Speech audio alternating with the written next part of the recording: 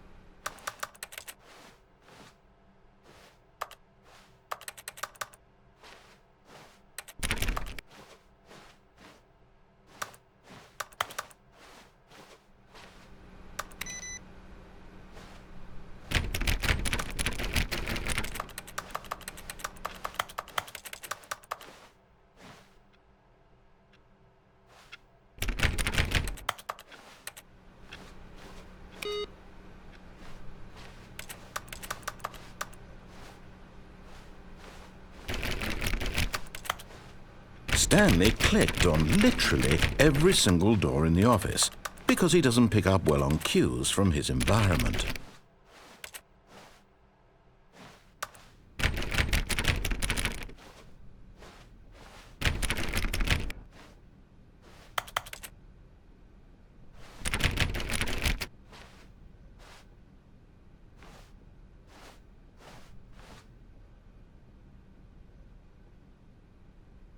When Stanley came to a set of 2 open doors, he entered the door on his left.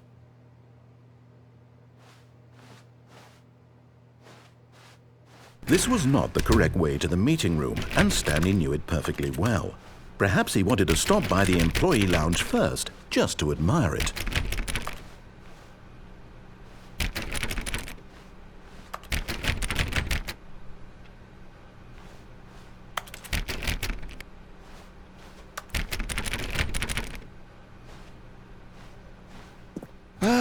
Yes, truly a room worth admiring.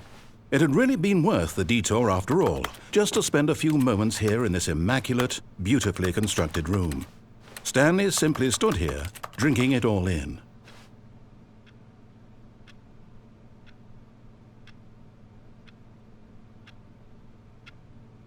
Yes, really, really worth it being here in the room. A room so utterly captivating that even though all your co-workers have mysteriously vanished, here you sit looking at these chairs and some paintings. Really worth it.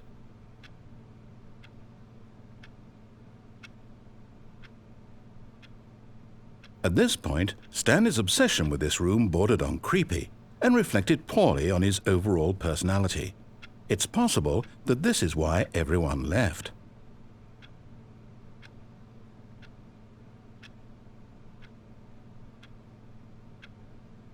Stanley sat around waiting for more dialogue, but when a long time had passed and there was no more, he decided that the game was trying to send him a message.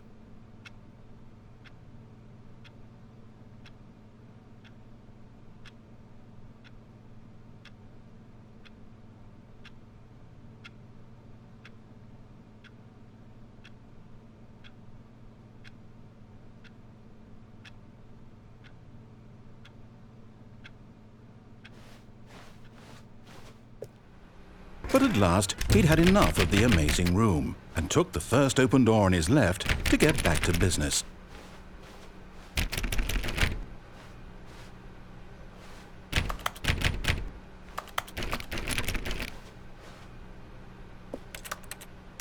Stanley was so bad at following directions, it's incredible he wasn't fired years ago.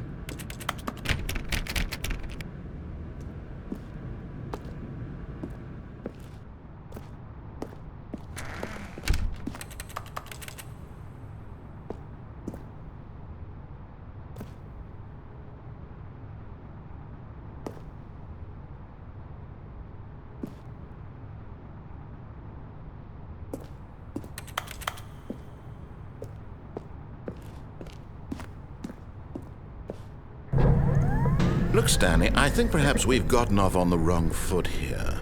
I'm not your enemy, really, I'm not. I realize that investing your trust in someone else can be difficult, but the fact is that the story has been about nothing but you all this time. There's someone you've been neglecting, Stanley. Someone you've forgotten about. Please, stop trying to make every decision by yourself. Now, I'm not asking for me, I'm asking for her.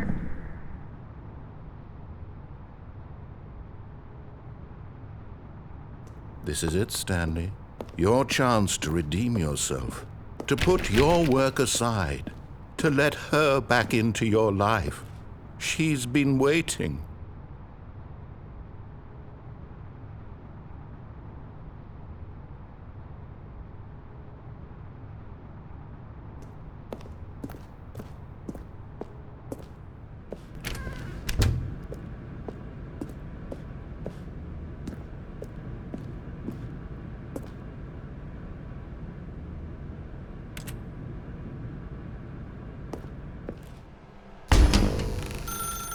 That's her, Stanley.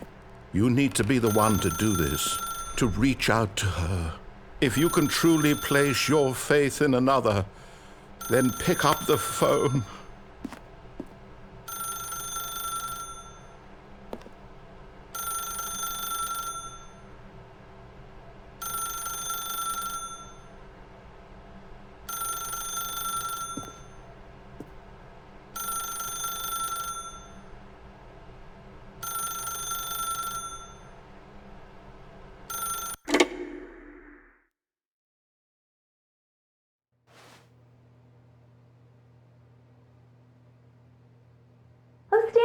that you? Hold on, sweetie. Sorry to keep you waiting. I'm just pulling the bread out of the oven. All right. Okay, there we go. All right, now, I want you to come in and tell me all about your day. Gotcha! Oh, come on. Did you actually think you had a loving wife who'd want to commit their life to you? I'm trying to make a point here, Stanley. I'm trying to get you to see something. Come inside. Let me show you what's really going on here. Sorry, but you're in my story now.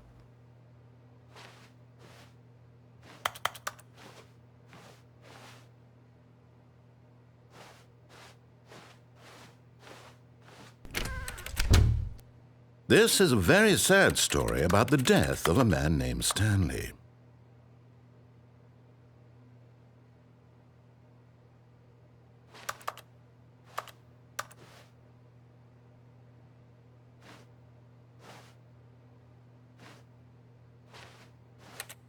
Stanley is quite a boring fellow.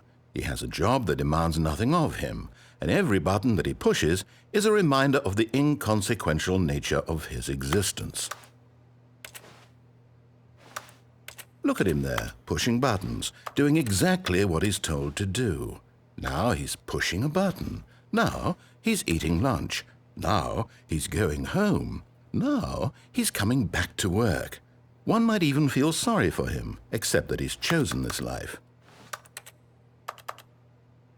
But in his mind, he can go on fantastic adventures. From behind his desk, Stanley dreamed of wild expeditions into the unknown, fantastic discoveries of new lands. It was wonderful, and each day that he returned to work was a reminder that none of it would ever happen to him.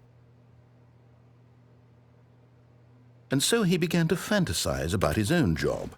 First, he imagined that one day while at work, he stepped up from his desk to realize that all of his co-workers, his boss, everyone in the building had suddenly vanished off the face of the earth. The thought excited him terribly. So he went further. He imagined that he came to 2 open doors and that he could go through either. At last, choice. It barely even mattered what lay behind each door. The mere thought that his decisions would mean something was almost too wonderful to behold. As he wandered through this fantasy world, he began to fill it with many possible paths and destinations. Down one path lay an enormous round room with monitors and mind controls. And down another was a yellow line that weaved in many directions, and down another was a game with a baby. And he called it the Stanley Parable. It was such a wonderful fantasy, and so in his head he relived it again, and then again, and again, over and over, wishing beyond hope that it would never end, that he might always feel this free. Surely there's an answer down some new path, mustn't there be? Perhaps if he played just one more time. But there is no answer. How could there possibly be? In reality, all he's doing is pushing the same buttons he always has. Nothing has changed. The longer he spends here, the more invested he gets, the more he forgets which life is the real one. And I'm trying to tell him this, that in this world he can never be anything but an observer, that as long as he remains here, he's slowly killing himself. But he won't listen to me. He won't stop. Here, watch this. Stanley, the next time the screen asks you to push a button, do not do it.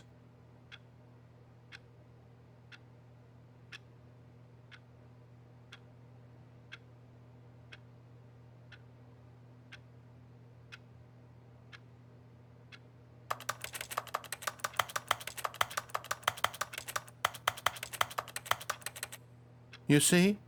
Can he just not hear me? How can I tell him in a way that he'll understand that every second he remains here, he's electing to kill himself? How can I get him to see what I see? How can I make him look at himself? I suppose I can't, not in the way I want him to. But I don't make the rules. I simply play to my intended purpose, the same as Stanley. We're not so different, I suppose.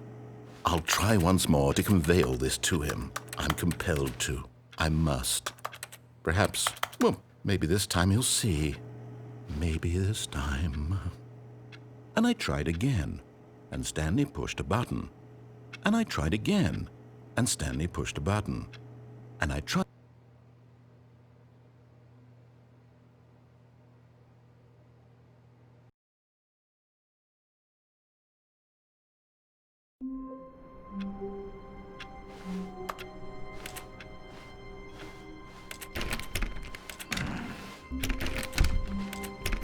All of his co-workers were gone. What could it mean? Stanley decided to go to the meeting room. Perhaps he had simply missed a memo. No matter how hard Stanley looked, he couldn't find a trace of his co-workers.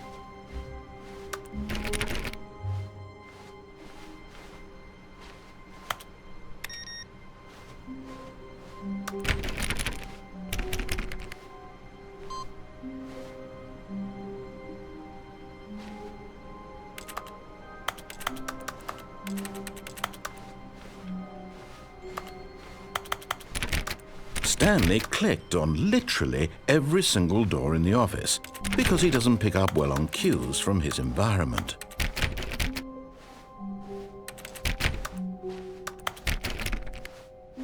When Stanley came to a set of 2 open doors, he entered the door on his left. This was not the correct way to the meeting room, and Stanley knew it perfectly well.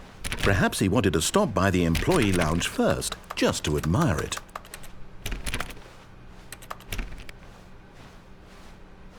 Wow, yes, this room.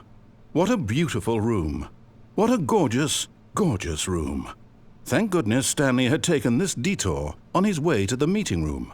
Life without having experienced this room was now too horrible even to consider.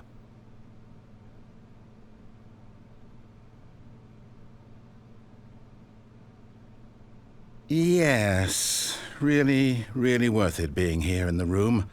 A room so utterly captivating that even though all your co-workers have mysteriously vanished, here you sit, but eager to get back to business, Stanley took the first open door on his left. And so he detoured through the maintenance section, walked straight ahead to the opposite door, and got back on track.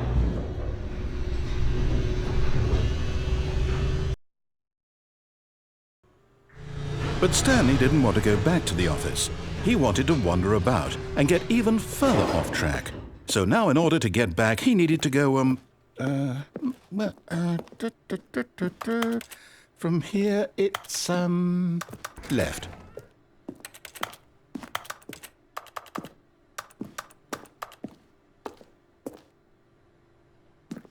Oh, no, it's to the right, my mistake. No, not the right. Why would I have ever said it was to the right? What was I thinking? It's clearly... Oh dear, would you hold on for a minute, please? Now, let's see. We went down right, left, down, left, right. Yep, okay, yes. I've got it now. This story is absolutely, definitely this way.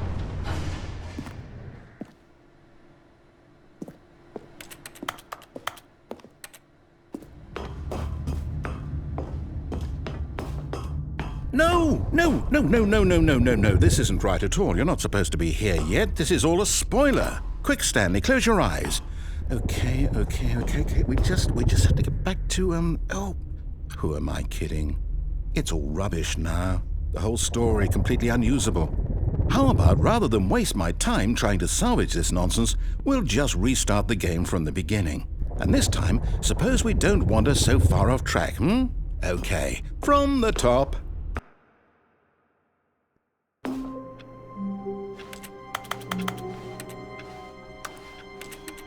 All of his co-workers were gone.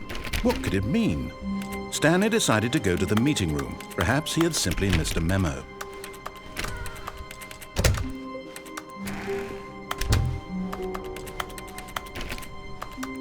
When Stanley... Wait, what? No, I restarted. I swear I definitely restarted the game over, completely fresh. Everything should be... Or did something change? Stanley, did you change anything when we were back in that room with all the monitors? Did you move the story somewhere or... Hold on. Why am I asking you? I'm the one who wrote the story. It was right here just a minute ago. I know for sure that it's here somewhere. Okay, then. It's an adventure. Come, Stanley. Let's find the story.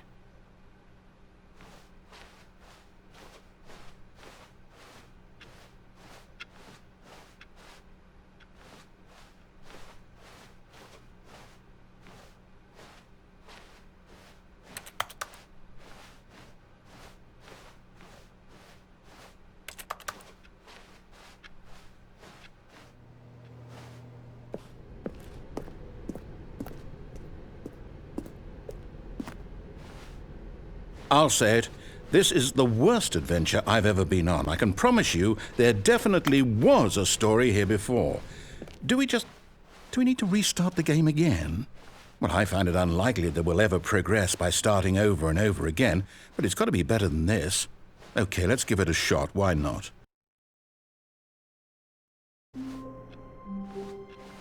All of his co-workers were gone.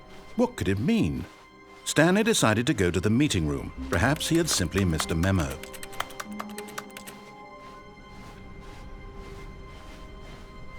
Okay, yep, it's worse. I might be remembering this wrong.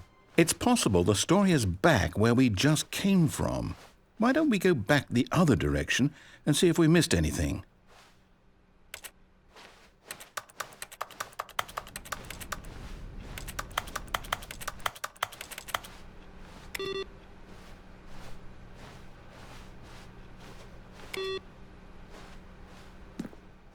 Aha!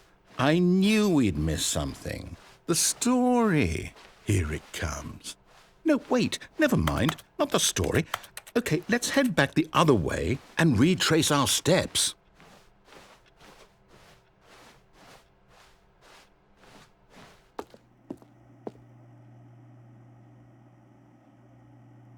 Now this... Well, I'll be honest, I don't recognize this place at all. Is this the story? I don't think so. I can't quite recall, but I believe my story took place in an office building. Is that correct? Do you remember, Stanley? Well, do you know what? Since I've completely forgotten what we were supposed to be doing, how about this? You win! Congratulations! I know you put in a lot of hard work, and it really paid off, so good job. Oh, no. No, I don't feel right about this at all. We both know you didn't put in any actual work for that win. Some people win fair and square, and this was not one of those situations. Okay, I'm getting weirded out by whatever this place is. I don't care what might happen this time. I have to restart. All right, I've got a solution. This time, to make sure we don't get lost, I've employed the help of the Stanley Parable Adventure Line. Just follow the line. How simple is that?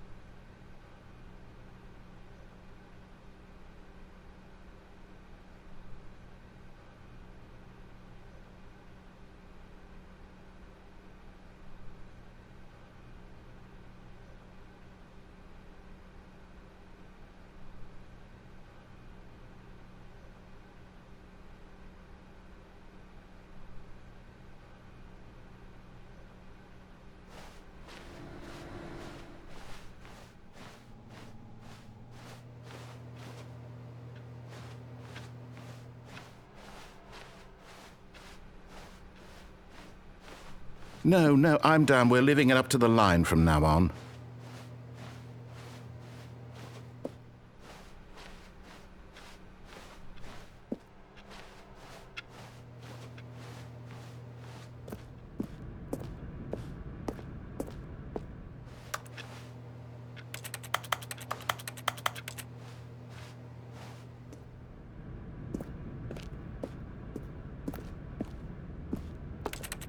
You see? The line knows where the story is. It's over in this direction. Onward, Stanley, to destiny. Though, here's a thought. Wouldn't wherever we end up be our destination, even if there's no story there? Or to put it another way, is the story of no destination still a story? Simply by the act of moving forward, are we implying a journey such that a destination is inevitably conjured into being via the very manifestation of the nature of life itself? Okay, Stanley, I need to follow this train of thought for a minute. Just stick with me. Now, we can both agree that the nature of existence is in fact a byproduct of one's subjective experience of that existence, right?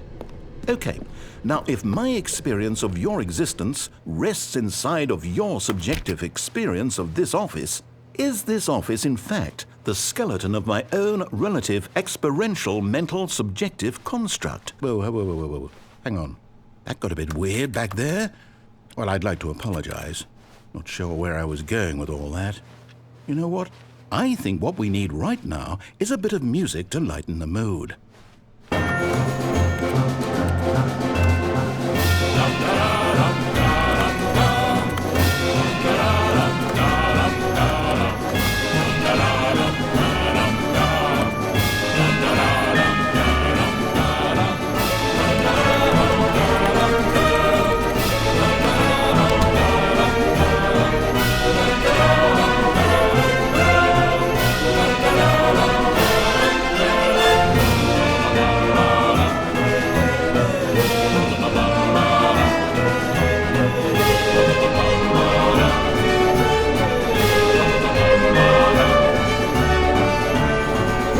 Cut the music, go back and look at that fern.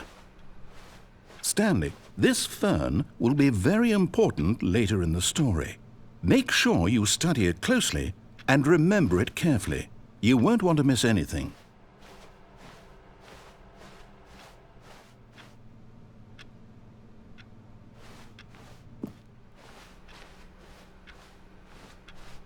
Wait, what? We're back at the office? No. Line, you do know we're looking for the Stanley Parable, right? The story? Is any of this ringing a bell? Still missing the doors. Did we make a mistake following the line?